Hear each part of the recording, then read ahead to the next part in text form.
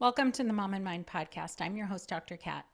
On our episode today, we are talking with Katelin Buchanan, and she is sharing with us her story, which involves coming to the decision to use a surrogate or gestational carrier, what that experience was like, and how her journey through infertility, recurrent pregnancy loss, and then onto surrogacy impacted her. There's also another really beautiful part of her story that we don't get to hear about too often, is that her best friend carried her twins for her. And then, plot twist, Katelin also got spontaneously pregnant during that same period of time. And she shares with us as well what a struggle it was to become parents and all of the many different things that she went through to get to that point. Katelin is a licensed professional counselor in Virginia with extensive experience treating individuals struggling with anxiety, depression, trauma, substance abuse disorders, and major life transitions. Katelin is particularly passionate about working with women who are coping with infertility, pregnancy loss, and perinatal mood and anxiety disorders. Katelin co-founded a private practice, Women's Therapy and Wellness, that treats women virtually throughout the state of Virginia. She's completed advanced perinatal mental health training through PSI, serves as a volunteer with Postpartum Support Virginia, and is trained in both EMDR and perinatal IPT. It's hard to know just how much somebody has gone through in their life to get to the point to where they are. And sometimes on the outside, if let's say you see somebody with a set of twins and a baby, similar to Katelin's story, or anybody for that matter, it might be easy to make assumptions about their life or how easy things were for them, especially if it's been a struggle for you. So I think sharing stories like the ones we do on this podcast, in particular Katelin's story, really sheds a light on that we don't really know what somebody's been through until we hear from them what they've been through. I am definitely not a fan of making assumptions about people's lives before knowing what goes on with them. But, you know, we as humans, we do that. It's a shorthand way of thinking. And unfortunately, particularly in terms of perinatal mental health, we tend to assume that other people have had an easier time than we are having when we're going through a struggle. So being able to hear this story from Katelin, I hope sheds more light on the perinatal journey. So let's hear from Katelin. Welcome, Katelin. Thank you for being here. Thank you so much for having me. I, appreciate always people coming on to share their personal experience. And I appreciate that you reached out wanting to share it also. It's, as you know, not enough people talk about surrogacy and using a gestational carrier and what it's like to be the intended parent and everything. I'm really glad to be able to hear from you today and help other people understand also more deeply what the experience is like. Yeah, it's an absolute privilege because I felt like when I was getting into this world of what does it even mean to be an intended parent? What does this look like? I was scared, I was confused, I was nervous, there was a lot of grief, all the things, right? And so um, being able to kind of share what my experience was like and some things that were helpful for me is really just such an honor. So thank you again for having me. Yeah, absolutely. So sure, yeah, start wherever you'd like to start about your journey. Okay, will do. So, my husband and I, after we got married, knew we wanted to just wait a little bit before having kids and just kind of enjoy that part of our marriage. And so, a couple years in, I was about 28 years old.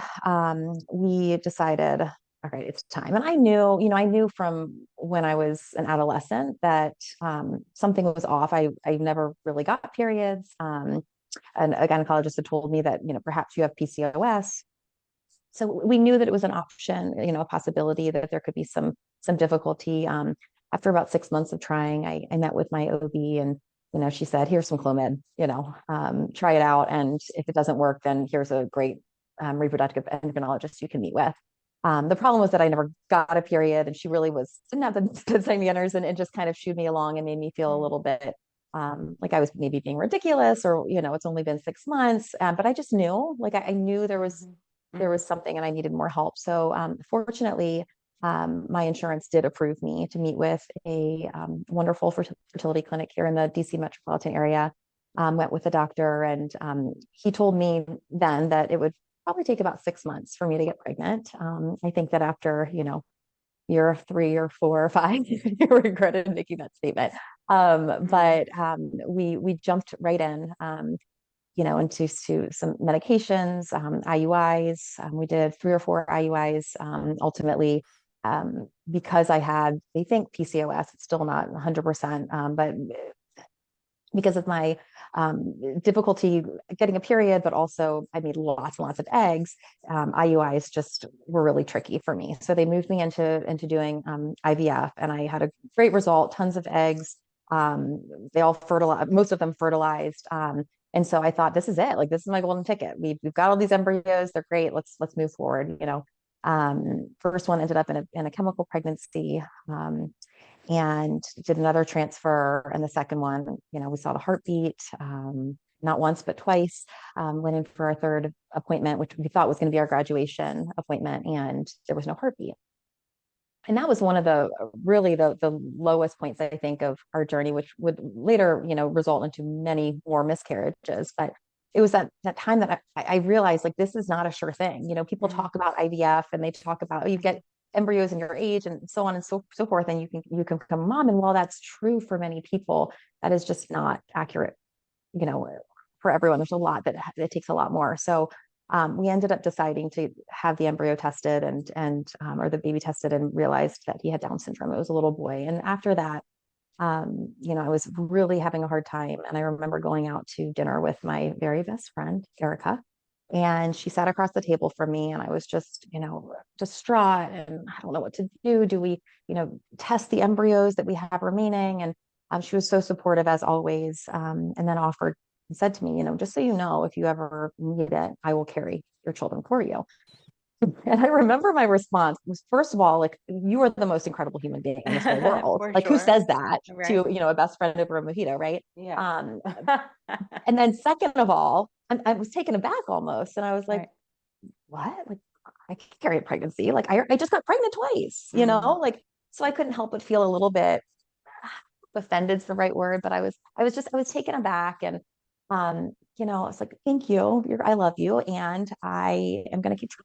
Like, I could not even fathom the thought of not carrying my own child. Right. And so fast forward, I'll spare you all the details, or we'd be here all day, but we had multiple more transfers. I experienced an ectopic pregnancy, a blighted ovum, a few more losses, and it kept going and going until we ran through all of our embryos.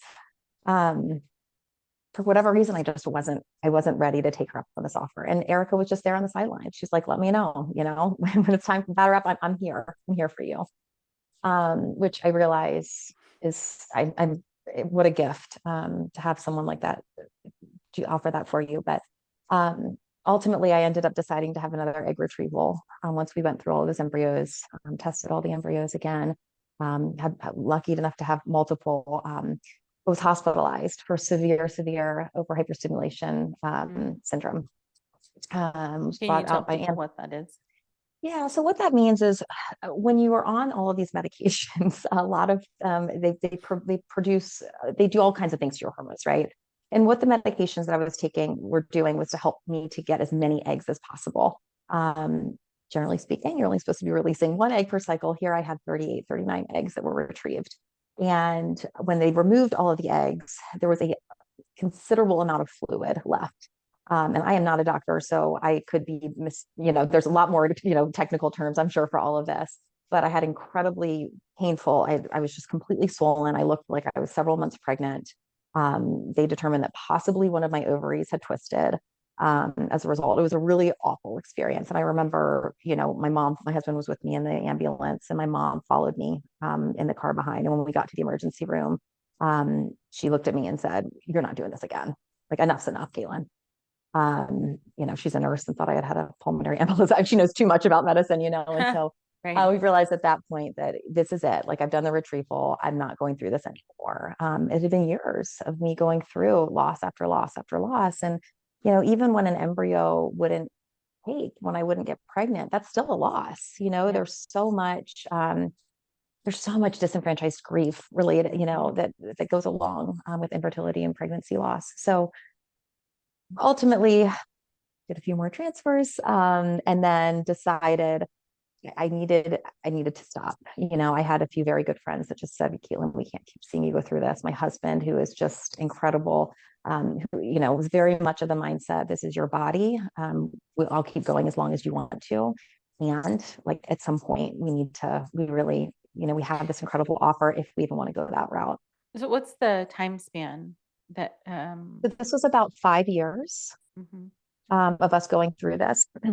And ultimately I decided that I for whatever reason I needed to do one more, and I want to say we did about 12 or 13 frozen embryo transfers, just to kind of put things into perspective. And for anyone listening who's gone through IVF and transfers, I mean, it's a lot of medication, it's a lot of waiting, it's a Mhm. lot of anxiety, Yep. grief, and so for whatever reason, I felt, let me also add in, and I'll say this later, the importance of therapy. I was not seeing a therapist during this time. I was, um, I had a lot of support through my friends, my family, and a support group, which was great. But I finally decided to go seek therapy, practice what I preach, which really, and now, I had been in therapy a little bit before, but really, I didn't go to one of those grad school programs that required it, which they all 100% should. You Um, should. but yeah, yeah. And so I started seeing a therapist, and we worked really hard together on what are my boundaries here? What are the limitations? And decided I feel like I need to give it one last shot while simultaneously pursuing surrogacy. Technically, Erica was a gestational carrier because it was not her eggs, it was my eggs, my husband's sperm. So I decided that before I moving that route, I wanted to try one last time, and I did. Um, got pregnant, miscarried again. At that point, she simultaneously was getting all of her medical clearance done, and she was approved. She was ready to go. So shortly after the miscarriage, she started the process of preparing her body to carry a pregnancy. Um, she did get pregnant the first time. We saw her beat. It was great. We thought this is it. We're good to go. Second time we went back, graduation appointment, she had miscarried. So at this point, I had experienced 5 miscarriages. This was my sixth. Um, and I'll tell you, when the miscarriage is not in your body, it certainly was not any easier. If anything, it felt harder because here I was. I thought this was it, and to see my best friend now have to go through this, I mean, it was horrific. It was awful. And at that point, I put my hands up. I said, I cannot do this anymore. At this point, I was, like I said, I was seeing a therapist and realized like I cannot keep experiencing such heartache and such grief. It was impacting my health. It was impacting my work. It Sure. was, Yeah. and I said, I just can't do this anymore. And, I hesitate to tell this part because one of the things that bothered me was when people would say, well, just adopt, Mm. because adoption is a whole other beast in itself. It's beautiful and it's wonderful and hard. It's Yep. expensive and Yep. also heartbreaking. But I did at that point. I decided I need to go the adoption route. I cannot keep doing this. Yes, we have all these embryos left, but I can't keep going through this anymore. And so I set up an appointment with an adoption consultant. Erica said, meanwhile, of course, keeping in touch with Erica, making sure she's okay. At this point, a couple months had passed. She fortunately was able to miscarry naturally without surgery. And I let her know. I said, I just don't think that I can keep doing this. And she invited me over. We sat on our back deck, had Thai food. That was our thing we always did before and after transfers. And she looked at me and said, I need to just have one more try. I understand this is so hard for you. I know, I hear you. And I have to, please just let's transfer 2 embryos. And my husband was very much similar boat as her, both of them. This is your decision. Please, can we just do it one more time? Yeah. And so I decided at that point to set a boundary. And I said, yes, we can. And I can't go to any appointments, which was hard. I mean, that's really hard, right? But I was meeting her I literally went to everything. Of course, it was my baby, but I was like, I can't keep going to this clinic. It's too exhausting for me and emotional. So we went through with another transfer of 2 embryos. I went to the transfer, but none of the other blood work or anything like that. And she carried my twins, who are now, they just turned 5. Um, Wow. and it was an unbelievable experience. I mean, I could talk for days and days and days about the actual pregnancy and the birth, and but it was one of those things that, looking back, of course, it was always meant to be this way. It was, and I know that sounds cheesy, but it was always meant to be these two children, and I wouldn't have had my story go any other way. I mean, I could have done about some of like the heartache, of course, but this is all, it was all worth it. And I just, I remember going out to dinner with a friend of mine, one of my best friends from college, and when I was really contemplating whether or not I should go through with using Erica as a surrogate and or gestational carrier. And she said to me, she's like, I know this might seem like a silly analogy, but when you're planning a wedding, it's all about the wedding, right? It's all about like the glitz, whatever you want your wedding to look like. Mm-hmm. When in reality, like what matters is the marriage. What matters is the friendship and the ongoing relationship. And that's not what this is like. And I know that all you wanted for years is to be pregnant and to stay pregnant. But what is the goal here? And that was something that was really helpful for me. That and therapy, reframing, like my goal is to be a mom. It's not, it doesn't matter how, it's just when. I know now, you know, I wouldn't have had my story go any other way. And it is for me, it's about the motherhood. It's about the parenting, the good, the bad, and the ugly. And do I think about how they came into this world all the time? Absolutely. Um, do I live in like utter awe and gratitude of Erica all the time? Yes. It's an awesome place to be. Gratitude's a wonderful emotion, right? And I they are my children, and I'm so grateful. I cannot say that enough. So yeah, that's my story, more heavy on kind of how we got there than the actual Yeah. pregnancy and delivery, but I'm happy to answer any questions. I'm very much an open book around that. Yeah. Yeah. I am. Thank you for that. You did go through quite a lot for a long time. I mean, emotional ups and downs, hormonal ups and downs, just everything across the board. I mean, the toll that it took on you, I can only imagine. But if you can, um, speak a little bit to that in terms of the emotional toll on you. Absolutely.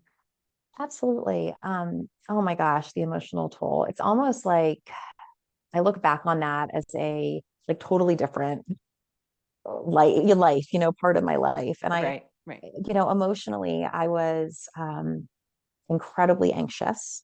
Mm. I was always very much on edge, always worried that the shoe was going to drop. Anytime I had a positive pregnancy test, or even, through the pregnancy with Erica, are you bleeding? Is like, how's your blood pressure? How's that? It's just Mm. through this whole span, through my journey of getting pregnant with my own body and then the pregnancy, with Erica, a lot of anxiety. I fortunately have an incredibly strong marriage, and my partner was so supportive, and we really, it brought us closer in a way. Mm. With every loss, with every heartache, he was really good at saying, okay, let's go away for a weekend, or let's, whatever that might be, and just really focusing in on the family that we did have, because we still very much were a family before they came along. Mhm. And so yeah, emotionally, it caused a lot of anxiety, a lot of depression. Mhm. um I had a really hard time. I am a therapist still, but I was a therapist at that point, working, doing outpatient type work, and many times where women or people would come in and be pregnant, or you know um have new babies, and that was always really Yeah. hard for me. Unwanted pregnancies, and I withdrew a lot. I withdrew a lot from a lot of my friends. I couldn't go to baby showers. It Mm. was too hard for me. I Mm. I determined that I had to protect myself. One of my very best friends, I remember having a baby, and she texted me and said, "I understand if you can't come see him right now," and it kills me to say that, but I went and I saw him after a couple of weeks. That I'd be lying if I said that I wasn't, happy for her, of course, and so depressed, sad for myself. Mhm. This was at a time, in my early 30s, where everyone around me was having babies. I got off social media.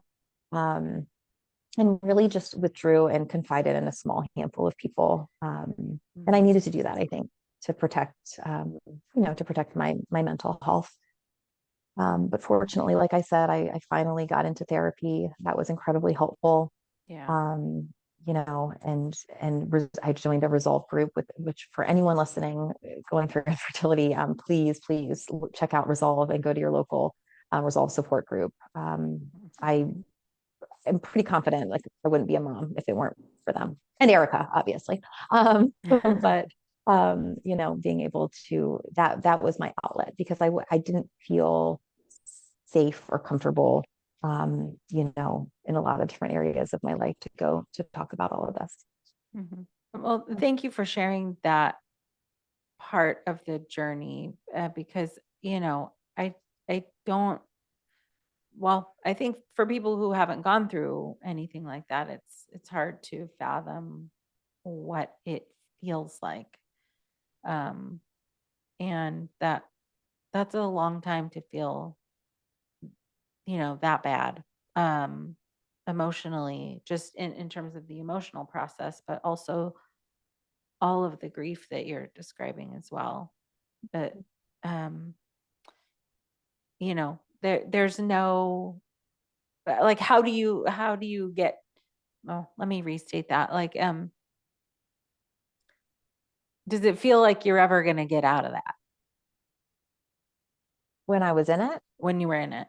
no, it didn't. I mean, and I think there were glimmers of hope, right? There were times when I would just bounce back and, throw myself into the next cycle, right? And I mean, I think that there was certainly hope or I wouldn't have kept going. Mm, Um, right. And I think that with the different support system that I did put in place, like I would just kind of trek forward. However, I think that because of that, because I am pretty type A, go, go, go, what I ended up doing was not properly grieving because mm, while I was in it, right? Because I was so focused on the goal, like I need to get pregnant. And then eventually I need Erica to get pregnant and stay pregnant, right? And that was half yeah. the battle. And so when I was deep in the despair, like after the loss, oh my gosh, I mean, no, I did not think I was going to get out of it. And then I would eventually kind of like come out of it. I had a fantastic doctor, an incredible nurse who would spend lots of time talking with us. And I realized that's a privilege that not everyone gets, to have that time with providers. But Mhm. I would eventually kind of pull myself back out. But there were many times, yeah, that I just felt like this isn't going to happen for me. Like I just need to throw my hands up and I'm never going to be a mom. A lot of anger, a lot of anger. Oh, yeah. Yeah, yeah. Can you speak to that a little bit? Um, I, as you're talking through it, of course, I have some of my own clients going through my head who are in this like long journey.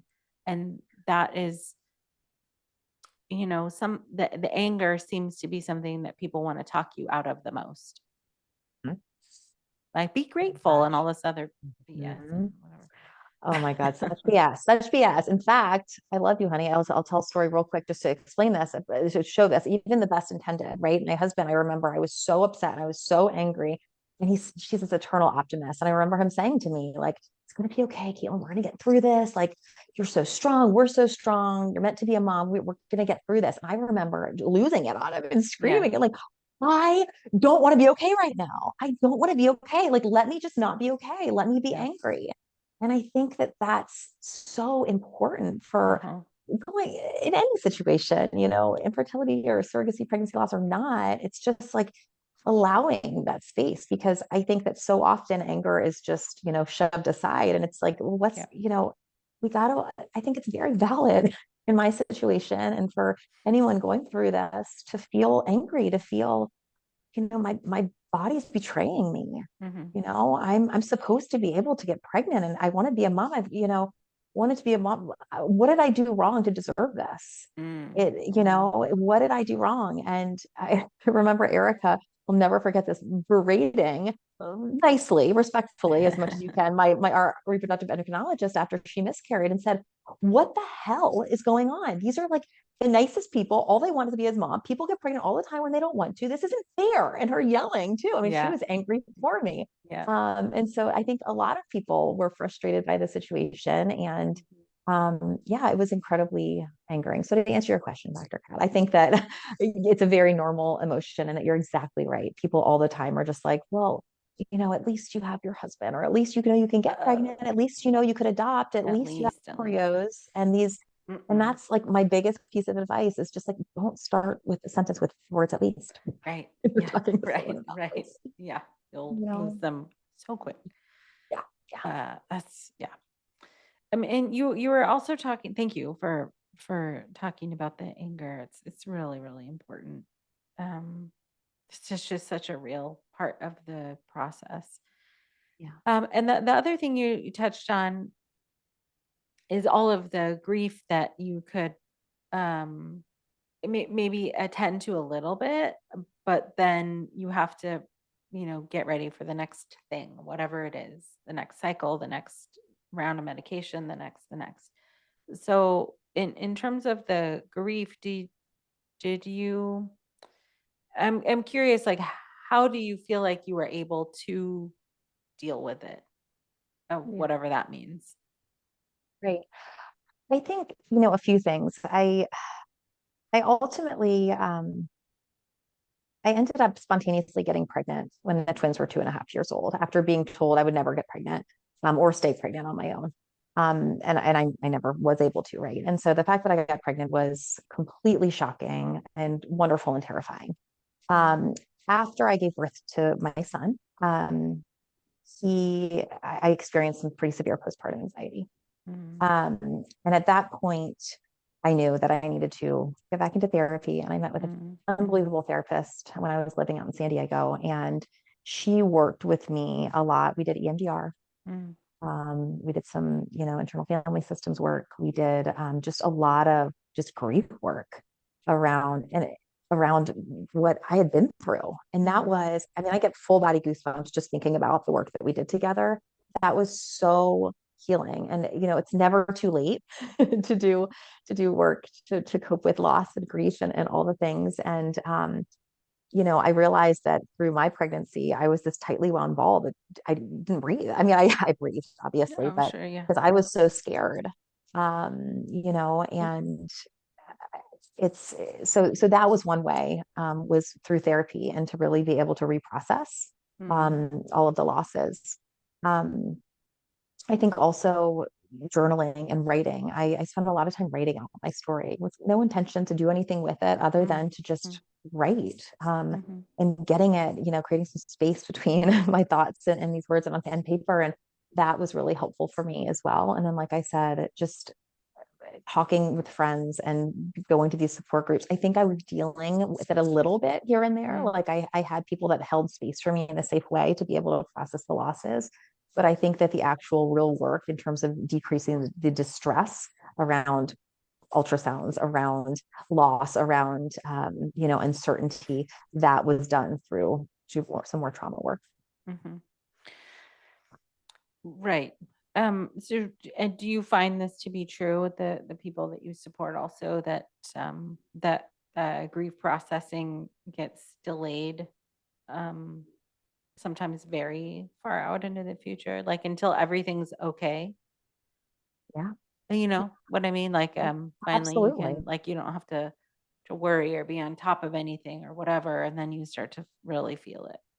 Yes, that's exactly right. And I think that, we know that like we store we store trauma like in our body, right? And so I think that it was coming out in different ways. And I think that in terms of the same is true with grief, right? Which is traumatic. Mhm. It can be, right? And so I think I see that a lot with clients that I work with and for other women who I know who I've had the privilege of getting to know through their, infertility, that a lot of times, yeah, it kind of gets postponed or just shoved down. It's like, no, I got to put on the bootstraps and I got to just keep moving forward if Mhm. I'm going to be a Mhm. mom, right? I Mhm. don't have time for that. When in reality, that deserves healing too, and is really, really important. Yeah. Yeah, absolutely. If if you don't mind, like switching gears a little bit, into Erica's pregnancy, Mhm. and I think you had mentioned it, some like the anxiety or worry showing up there too. Yeah. Yes. Like hoping that she can carry, or that, yeah. Can you talk a little bit about that? Absolutely. So as someone who already runs a little anxious, and who, as a, self-proclaimed highly sensitive person, I was very much nervous. And I think it's very understandable and very valid given what I had been through. And I think that whether you are using a surrogate or a gestational carrier with, having gone through IVF and losses or not, some people have to move straight to it.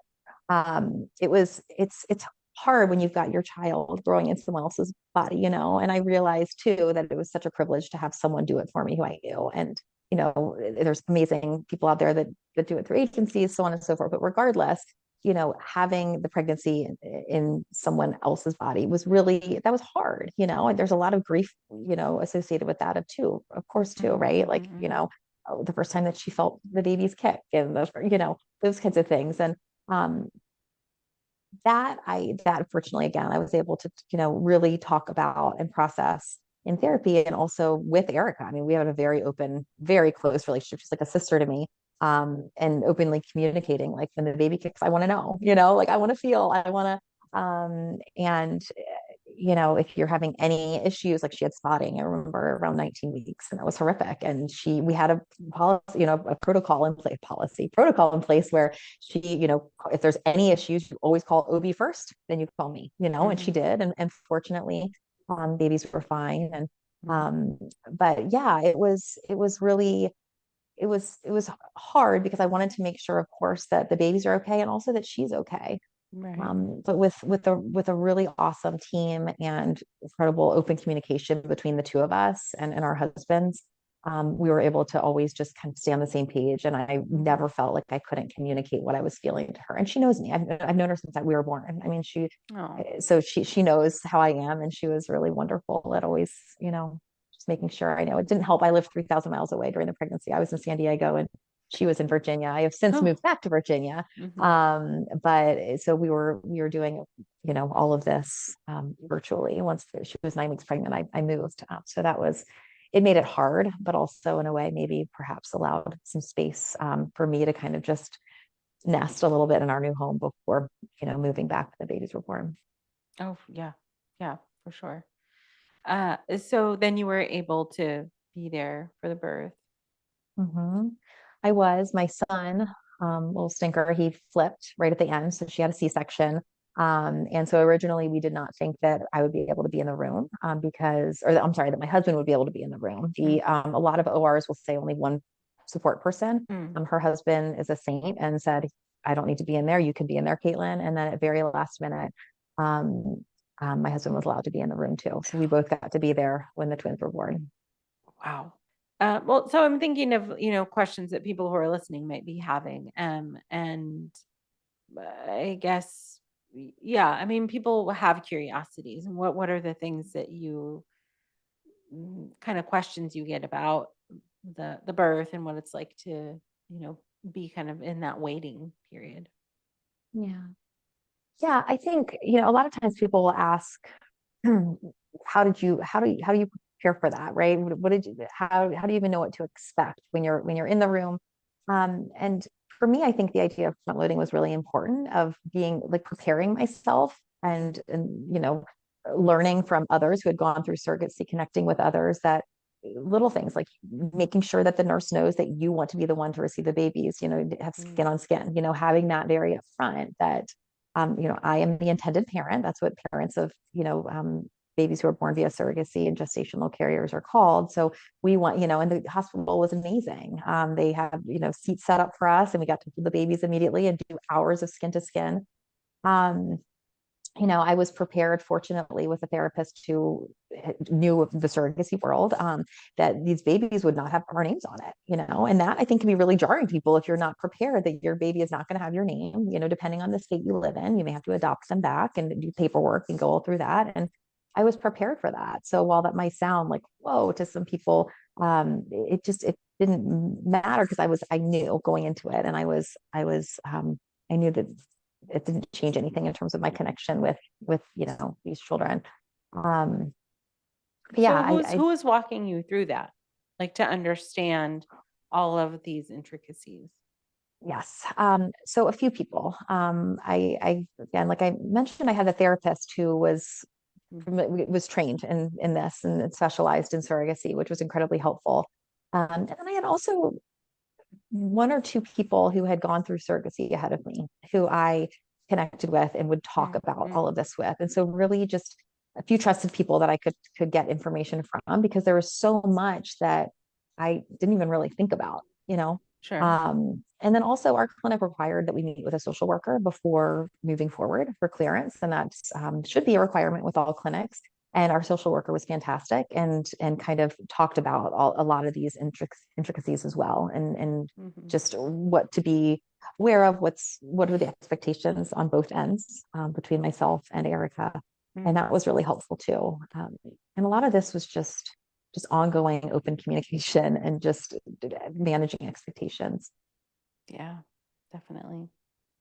Oh, right. And over communicating, all of that Oh, is so so much communication. Yes. so yeah, it's not like you just make a decision and then you just do that. Right. Yeah, there's so many details too. So I guess being in the after the twins came out, what was that like for you?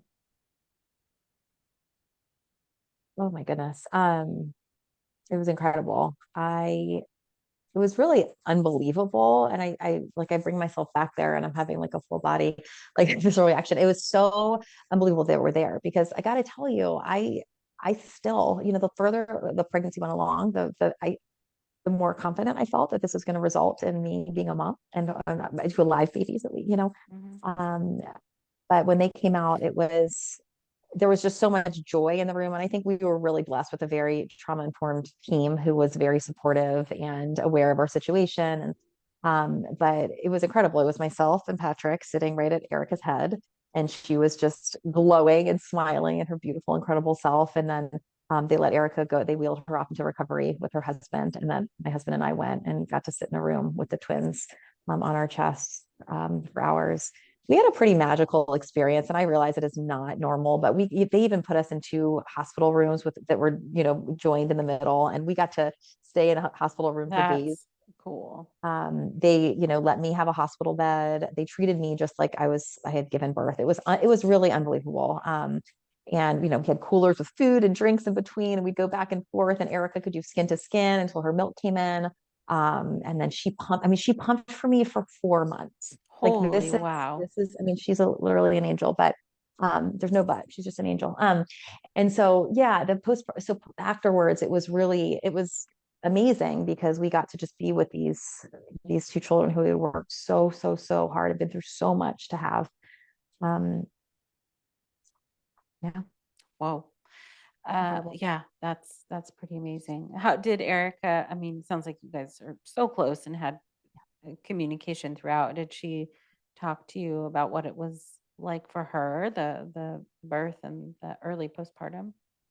Yeah, we talk about it all the time. In fact, I was just having dinner with her the other night, talking about chatting with you, and she was, saying how much community. I was asking her what would be her biggest tip or things to pass along in case anyone who is considering being a gestational carrier might want to know. And she just said, just the same thing I keep saying, is just openly communicating how you're feeling and your needs. Erica is a bit of a unicorn. I mean, she's one of those people that has just no anxiety. She is completely altruistic, like just wonderful. I'm here. I'm ready. Let's go. I'm just the oven. These are your buns. What do you want me to do? And so I don't know that everyone would be like her. I wish that everyone could have an Erica. It would, if any, who needed, well, just as a friend, but also as a surrogate. But no, she works for a very awesome company that gave her 6 months off, even though she wasn't raising the children. So she had a bit of a sabbatical. Oh, And so she amazing. just got to be with her amazing kids and husband. And she was around the twins at the time before we ended up move them to San Diego. She did not experience any postpartum. She also didn't with her first two. But that certainly is something that we were always, very openly talking about and made aware that certainly could happen. Right. Um, Right. So she already had two kids of her own when she started the pregnancy with your twins. Mhm. Yeah. Yeah. So at least in the state of Virginia, the law is that you have to have had a live birth yourself. Mm. And so Mhm. she was done having children. I later found out that she had been postponing a surgery that would help her with incredibly painful periods until I was a mom. And I didn't know that until afterwards, but she had Wow. postponed this until she knew either that she carried children for me or knew that I wasn't going to be her up on her offer. That's So incredible. yeah, yeah, Wow. She is a unicorn. truly, truly. Thanks, Erica. That was pretty incredible. And we're really, our kids are cousins. Like they, a lot Mhm. of questions I think we would get, and me too, is, well, what if she wants to keep the kids, or what if she thinks of them like her own, or how are you going to tell the kids? And this is just very much a part of our story. This is, my twins, they know that they grew in Erica's belly because mommy's belly wasn't working. And that, how cool is that? How special is that? And her kids were so excited. And when I was in San Diego, they'd call me every night and put the Doppler on her belly. Oh, which one's a boy, which one's a girl, and they're cousins and they love each other just as though they were family, and they're family. So That's amazing. yeah. But I Wow. think that whether you use a, Yeah. compassionate, altruistic, just, gestational carrier, which is, someone who does it like a family or friend, or through an agency, I mean, it's such a gift to someone to do this for someone else. And I think the same advice holds true, as just really being as open and honest and communicative as possible, and still seeking support for yourself while going through it. Mhm. Mhm. Oh, yeah. That, I mean, it's that comes through crystal clear. Is like communication and support Yeah. are like a lot of what Yeah. gets you through this. Yeah. And so like throughout your experience, I mean, you were already a therapist before, but now because of what you've gone through, you're specializing. Yes, yes. I specialize in perinatal mood and anxiety disorders. I'm very, very passionate about working with women, particularly going through infertility, pregnancy loss, and um, ideally, if they choose parenting, and postpartum experience. So I work for a private practice here in Virginia. And another thing that I found to be helpful as an intended parent was, and this was a helpful reframe for me, that my therapist had recommended, was, what is it that you maybe have let go of going through all of this, and something that you can do to celebrate what your body can do? Because I had a lot of anger, right, towards my body, in terms of, I can't even get pregnant on my own. I can't stay pregnant. It was awful.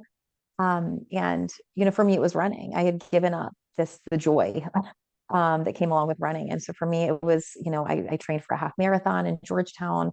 That became my therapy, really. Mhm. Is just finding my favorite music to just blast and find beautiful places to run. And it was a way for me to really celebrate that my body cannot get and stay pregnant. That's awful. And here are some things that it can do. And I'm going to go ahead and celebrate that and feel grateful for that as well. So I would encourage, anyone kind of going through this, to really make sure you take an audit, take a self-care audit of, what are some things that bring me joy that maybe I haven't been doing, because this has been taking up so much space, that I can incorporate back into my life. Oh my gosh, that's so important. Yeah. Yeah, what a gem.